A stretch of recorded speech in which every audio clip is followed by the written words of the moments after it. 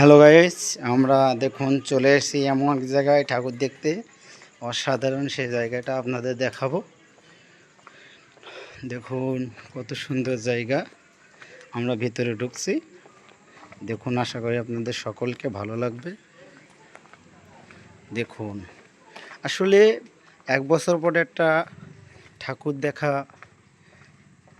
অনেক একটা আয়োজন হয়, অনেক মনের ভিতরে আনন্দ লাগে, সুন্দর লাগে সেই দৃশ্যটা। দেখুন কত সুন্দর লাগছে, দেখছেন?